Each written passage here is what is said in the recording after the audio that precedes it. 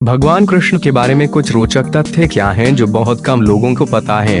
आज मैं आपको कृष्ण जी के बारे में कुछ ऐसी बातें बताने वाली हूँ जो आप में से बहुत कम लोग जानते होंगे। फूलल स्तोप। भगवान श्री कृष्ण की त्वचा का रंग मेघश्यामल था और उनके शरीर से एक मादक गंध निकलती थी। भगवान श्री कृष्ण के परमधाम गमन के समय ना तो उनका एक भी केश श्वेत था और ना ही उनके शरीर पर कोई झुर्री थी। फूलल स्तोप। कृष्ण के 80 बेटे थे जो 8 रानियों से पैदा हुए थे। प्रत्येक रानी ने 10 बेटों को जन्म दिया। उनमें से सबसे प्रसिद्ध थे प्रद्युम्न, जो रुक्मिणी के पुत्र के रूप में, जाम्बवती का पुत्र सांब जो ऋषियों द्वारा शापित हो गया था और यही कारण था कि यदुवंश नष्ट हो गया। श्री कृष्ण ने भगवान शिव की तरह तपस्या की थी ताकि उनके जैसा पुत्र प्राप्त हो सके। फूलल स्तोप। भगवान श्री कृष्ण अंतिम वर्षों को छोड़कर कभी भी द्वारिका में 6 महीने से अधिक नहीं रहे। जब दुर्वासा श्री कृष्ण की उपस्थिति में खीर खा रहे थे तो उन्होंने उन्हें अपने शरीर पर बायने ओर की खीर लगाने का आदेश दिया।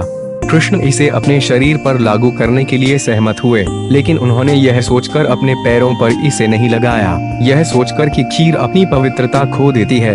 लेकिन दुर्वासा ने नाराज होकर उसे शाप दे दिया कि जब से वह उसके आदेशों का पालन नहीं करेगा, उसके पैर उसके अभेद्य और अखंड होने की गुणवत्ता खो देंगे।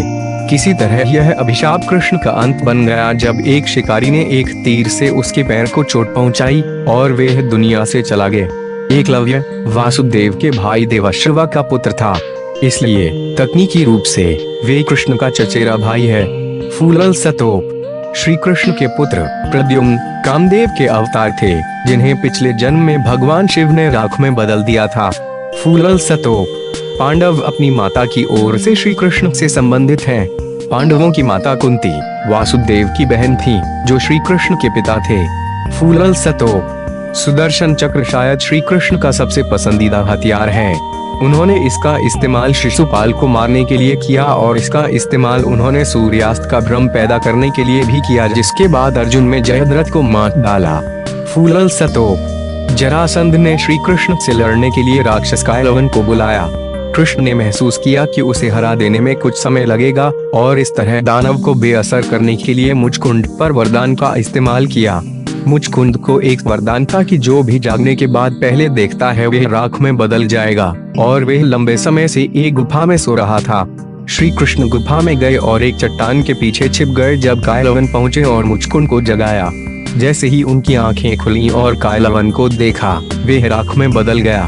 फूलल स्तोप। कर्ण वह पहला व्यक्ति था जो कृष्ण के जन्म का रहस्य जानता था, और यह कृष्ण ही थे जिन्होंने उन्हें बताया था।